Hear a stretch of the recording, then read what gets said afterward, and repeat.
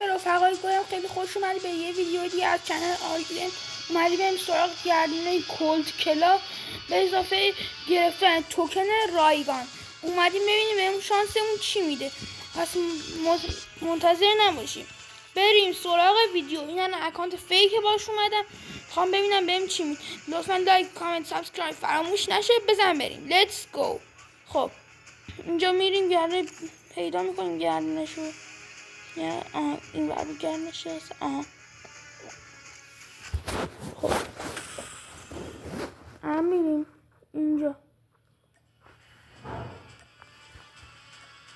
چجوری میذاریم که خب دور اول خب اسموکشو داد. دور دوم تامپر داد. دور سوم از این چیاشو داد. دور چهارم هاور بایک. دور پنجم تانک. دور ششم خب دیگه نمیتونیم بزنیم، ولی از اونجایی که اول ویدیو عرض کرد میتونیم توکن رایگان به دست بیاریم. این قسمت میریم، یه دقیقه بزنیم وبکم بیارم وسط. این قسمت میریم توکن رایگان به دست. اینجا میریم. خب بعد اینجا خب اینجا بایستا یه دقیقه صبر کنید. بذارید اینجا رو من برای کسایی که خط بشم. کجا میرفتیم یه دقیقه. بچه خب توی این تیم توی اینجا یه دقیقه صبر کنید. بک بدم اینجا یه دونه اشتباه دارم میزنم. صبر کنید یه دقیقه نقطه. این قسمت میریم ارسان. این تیم اینجا میریم. اینجا هم که قرمز کرد. خب اینو میزنیم اینجا روش. یه بک بده.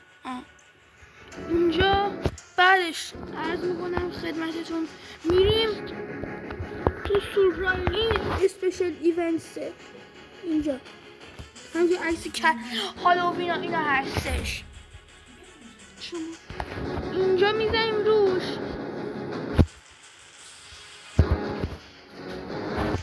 اینجا نه، اینجام نه، اینجام نه،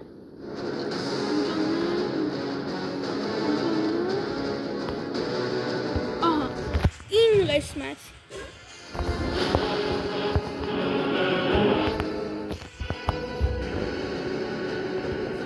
اینجا. خب دیدین دیگه اینجا نه. خب اینجا ها میشناشون اینا لاگین فور یه دی، یعنی یه روز لاگین میکنیم. اینجا گفته 40 تا کیل بگیریم با LMG.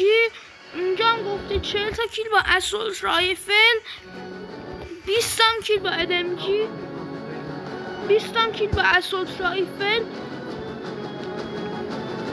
50 دقیقه بعد زنده بمونید داخل مولتی یا بتل.